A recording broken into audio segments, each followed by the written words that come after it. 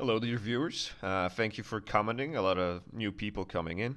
Thank you for subscribing and watching my channel. Karl, king of Franks, also known as Charlemagne, defeated the Avars and achieved the borders of the Western Roman Empire on Danube. There, he moved downwards onto the Tisa River and get closer to the Eastern Roman Empire. Anarchy reigned in that particular country because of iconoclast movement, and de facto that on the Byzantine throne sat a woman, Empress Irene. And because of this, on November 25th, 800 AD, Karl, Emperor of the Franks, was coronated in Rome as a Roman Emperor. This date is seen as a rebirth of the Western Roman Empire, more under a diktat of Frankish nobles that dwelled over the Alps, rather than the Roman Latins who previously dominated the whole Mediterranean. But it seemed that the Charlemagne's war machine would not stop there, and the imperial borders would be restored. But when Charlemagne was crowned in Rome, Emperor of all Romans, his northern Atlantic coastline was set ablaze by a group commonly known as Vikings. Viking activity was already present in the Frankish land before even the year 800, but in 810 it intensified and Charlemagne was forced to build a series of fortifications. These defense lines worked against the Normans and they were forced to move into the British territories. The petty kingdoms stood no chance against such a mighty foe. After the death of Charlemagne and during the reign of his son Louis the Pious, in the year 820, Vikings again attacked the kingdom of the Franks. The defense lines set by the Charlemagne worked against them, and they were destroyed with their fleet near the river Seine. 4 years later, Danes burned Dorestad and raided Frisian coast. And with this deed, they destroyed the only rivalry on the seas that could actually oppose them, as Dorestad acted as a trading hub for the Charlemagne's empire. In the year 830, a civil war erupted between Louis and his sons, tearing the Frankish kingdom apart. Soon this war turned into a permanent state of affairs. Later generations of Carolingians would fight each other for the scraps of land until Charlemagne's dynasty faded away into history. These famed lands were taken over by local nobilities. The only people who profited from this war were Danes and other Vikings. Just in the year 834, they pillaged Antwerp. In the year 841, they sailed through the river Seine and pillaged the local lands. A year later, Kennewick, another trading emporium. In the year 845, 150 ships, sailing with 5,000 men, led by so-called Reginherus, identified as Ragnar Lodbrok, pillaged the city of Rouen out of its valuables. After that, they sailed up the Seine and pillaged Paris. Charles the Bold, who was at the time king of the Franks, paid up to 7,000 pounds of gold for the Vikings to leave. In the same year, Hamburg was taken by the Vikings, but Charles the Bold didn't care about that because of a treaty of Verdun. Another treaty preceded this one, Vows of Strasbourg, from the year 842, taken by Charles the Bold, Ludwig the German, who petted the alliance against the third brother, Emperor Lothar. Charles spoke his vow in the Old High German language, so his brother's troops couldn't understand him. And Ludwig German spoke Latin, but not learned Latin or the Church Latin, but the living Latin of Romance-speaking people. The Latin so degenerated and transformed that it makes the treaty, Vow of Strasbourg, the oldest recorded instance of a French language. So we can take Charles the Bold as the first king of France. He ruled over his kingdom from the year 843 to 877, and throughout his whole kingship, his biggest enemies were Vikings. These men of the north not only pillaged his territories, but also tried to settle in them. They also entered the alliances with rebels against the Frankish crown. Also Reginherus, who is famous for pillaging Paris, owned a bit of land given to him by the King of France. Of course, those lands were taken from him, and this is probably why he, pillaged Paris. In the upcoming years, France would see an increase of Viking raids alongside its territories, since because of the civil wars and the civil strife, the fence line set by the Charlemagne to prevent the Vikings from raiding was dismantled. And with this, the Franks in the east and west were absolutely defenseless against such a fast-moving force. They couldn't handle the fast-rowing ships of Danes going down the streams of the rivers, which at the time were an elaborate system of canals. And where the ships couldn't sail, the Vikings stole the horses of the local population and raided the territory. Although Charles the Bold didn't want to leave the situation as it was and tried to improve it. As you can imagine, a kingdom that is under your protection and being raided is not a very good look. On June 25th, he promoted an edict, Edictum Pistense. It was more of a legislative codex for what to do, an administrative work which was used since the time of Merovingians. This edict consisted of 37 rights. 2 out of those 37 laws changed policies against Vikings. 35th one forbid merchants to sell weapons and horses to Vikings. Here is a quote. That no one may presume to give or sell mail coat or weapons to the foreigner without royal permission. And in the same book, Capitulum 6, areas of the kingdom are indicated must sell or bring to sell mail coats and weapons, and if they had been found bringing or selling beyond those regions, that all their wealth is taken from them, at least half of their property taken for the benefit of the fisc, the other half distributed among the royal missi and the discoverers. Because for our sins the Northmen arrived in our territory, and mail coats and weapons and horses are either surrendered to them as ransom or sold to them on account of desire of pay. When these things are surrendered as ransom for one man, or they are sold on account of small amount of pay, by means of this aid to those Northmen, the greatest harm was done against us and to our kingdom. And many churches of God were destroyed, and very Christians were preyed upon, and the resources of the church and the kingdom were drained. Therefore, together with the consensus and a council of our fideles, we established that the next Cadles of July of the 12th year of this indication, whoever presents to Northmen a mail coat or any weapons or a horse in any way, either as a ransom on account of pay, he is to be punished just as a traitor to his homeland and an abandoner of Christianity to destruction by paganism. I must say, this text is fire. And also I must tell you that Missi and Dominici, those people are basically administrative bodies, people who run the country, who just basically like bureaucrats. And here is where it gets more interesting. That is Edict 36, where we are talking about actual nobility, knights, and stuff like that. And I'm gonna read this in Latin because this is a pretty important paper. This is literally establishing knights, nobility, horses as a status of power in Europe. So I'm going to read it in Latin and I'm going to translate it later on so we can understand it. Ut pagensis Franci, cui caballos habent, vel hebre possunt, cum suis combitius in hostem peregnant, et nullus per veliontiam, vel per acolium amallum in gentium, au per quamquere in quebiam au presienem tabilius Francis suas res au caballos tollat. Ut hostem facere et debitios paravederos secundum antiquiam consendentiunem nobis excolovere non possient. Neque comes, neque aquilis minister rei publicae quisis fesisse aquilis eurum combapratus freurit sic hoc cogatur componere, sicut de nihis est continentium in capitulibrius regis, cui torturum in suo comitato vel ministerio faciunt. Sorry for misreading and butchering Latin, but at least we are through it now, so I don't have to read it anymore, and you don't have to listen to it anymore. And now the translation. That the Franks of the Pagi, who own or are able to own horses, are to go with their own counts to the army, and no one, neither counts nor any agent of the realm, through violence or through any wicked trick or through any undue force so whatsoever, is to take the property or the horses of such Franks, so that they may not be able to join the army and be able to provide the past horses owed to us, according to the ancient custom.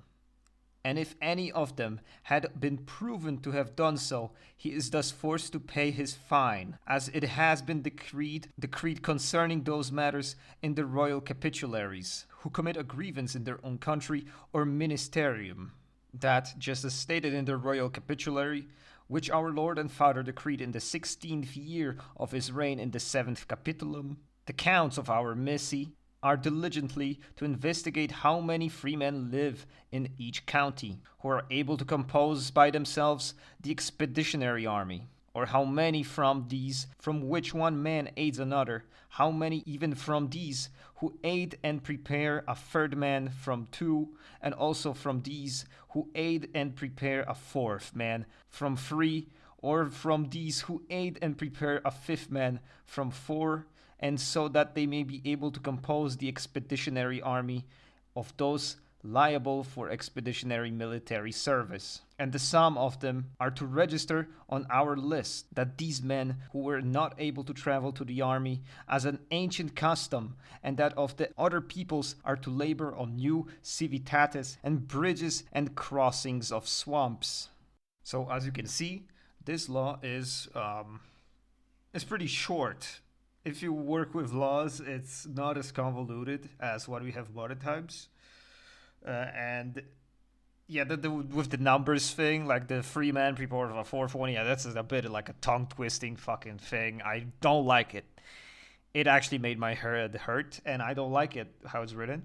But the law itself is pretty short, and what that means, most of people can remember that, which is how laws worked back in the day, that they were short so everybody could remember them, and which is nowadays impossible. What this also did is that it created a new unit for the Franks, that is cavalry, because this entire thing, this entire edict is only composed of people who can fight on horses, on horseback. Of course, before there was cavalry, it existed, especially nobles were the ones who consisted of cavalry.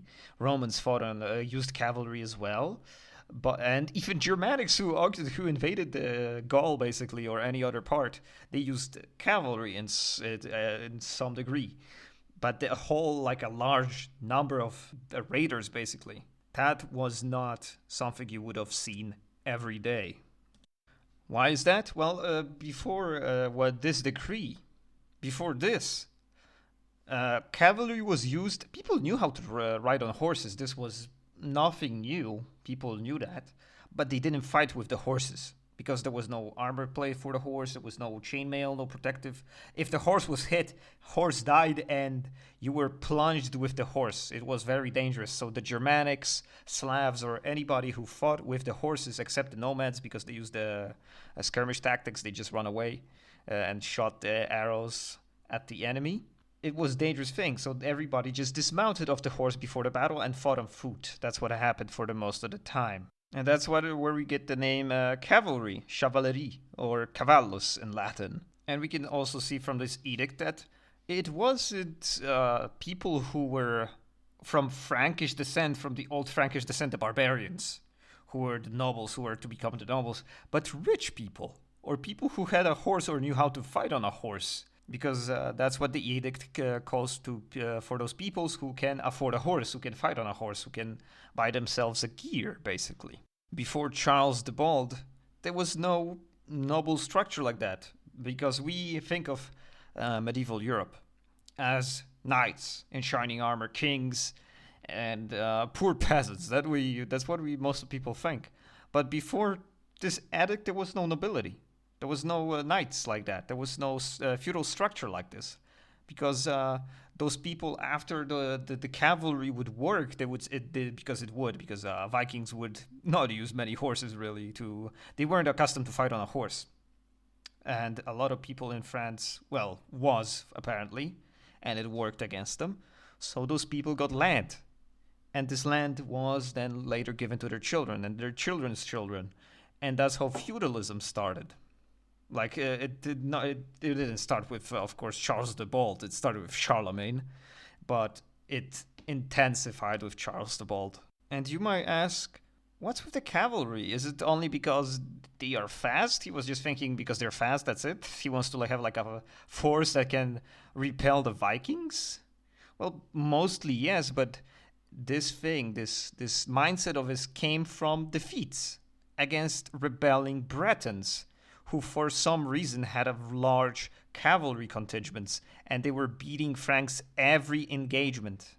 Even if it was 1-4, the Bretons always won, because they used a lot of cavalry. Bretons themselves are a Celtic nation, but they themselves have nothing to do with the ancient Gauls that were conquered by Caesar. They were the escapees, the migrants from the British Isles during the collapse of the Roman Empire.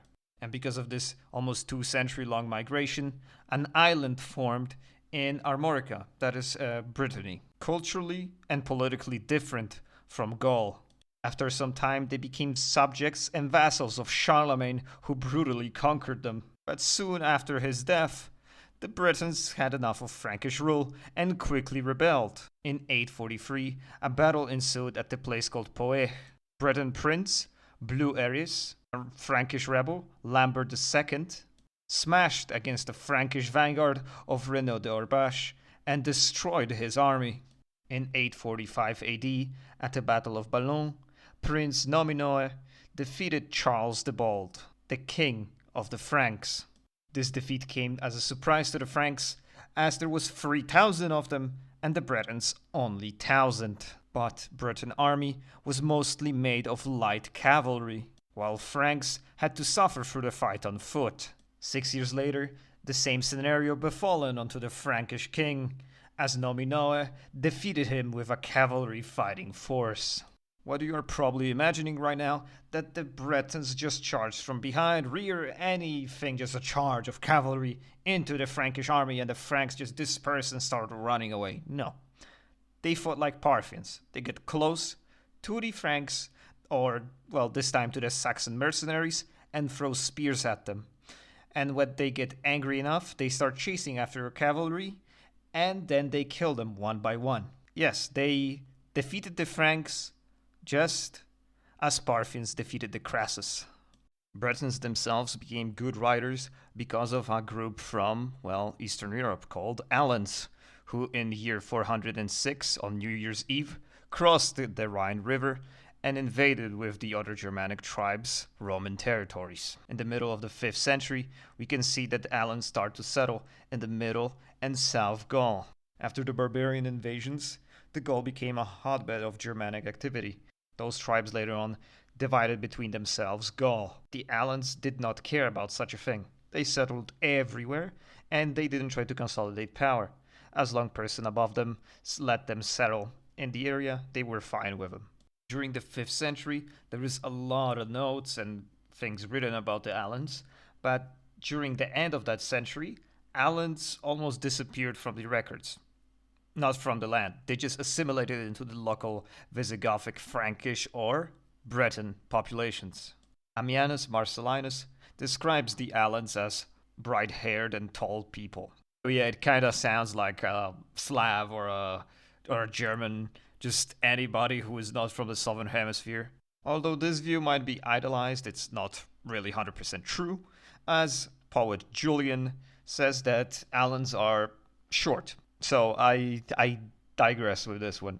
After some time, Alans started living near Orleans, and they were called Armorici. From there, they fought against Bretons, who were at the time trying to settle in this area, who were escaping from the British Isles. They fought also against the Visigoths. They fought on the Catalaunian plain against Attila, and they fought against Anglo-Saxons, or just Saxons who were pillaging the coastline. At the end of the 5th century, Kingdom of Syagrius, or Imperial Realm of Syagrius, fallen to the Franks. From there, Merovingians kept pushing onto the Visigoths, and of course Bretons and Alans settled in America, but they couldn't do much at this time. King Chlodwig was beaten by the, of course, Alan and Breton forces, but just to be safe, they swore loyalty to him. They bended the knee, so they would be just, well, left alone in their realm. And the person who told them to do that was a man from Constantinople called Emperor Anastasius. So that's pretty interesting. The emperor supported Chlodwig because they shared the same faith, Chalcedonian Creed. Chlodwig at the time was fighting against the Visigoths, who were Arians. And because they bent the knee, few thousand Alans helped him against the fight in Aquitaine against the Visigoths. Of course, they listened to the imperial court because they wanted, not because they were forced. What can Byzantium do in Armorica? Nothing. They have no reach in there. So yeah, because of this, we know there was some left of Roman nationalism, we can call it, some Roman unity between the Bretons and, well, Byzantines. The comparison between the Breton and the Alan cavalry is pretty close, as they both use skirmish tactics. After the Alans were assimilated into the Breton culture during the 6th century, we can also see that Bretons started using this mysterious cavalry unit, which suggests that Alans basically were this cavalry unit. The Alans themselves fight more like Huns instead of more like nobles. They use mounted archery, feigned retreats and ambushes, disarray tactics, lasso warfare, shock cavalry, all those things. And also, without their horses, they are useless on the battlefield. You can also attribute the expansion of a mounted raider to the Normans, who adapted the ways of the Bretons who fought against or with them during their time under the boot of the Frankish kings. Normans invaded into England and spread the knight culture there. Some of them left for their homeland in Scandinavia, while the others tried to expand southwards, such as in Sicily. They fought against Italians, Germans, and Muslims, and even clashed against the Byzantine cataphracts. If it didn't work, nobody would have adapted it. And because it was such a successful tactic to have a lot of mounted raiders who can fight on a horse in such a brutal manner, it made sense for others to adopt it. All I gotta say is, it began in France because of Alans. It began in Europe because of Normans. And later on, the knights became improved by every state in Europe. Symbol of nobility and brutal force. A true symbol of medieval times. Thank you for watching.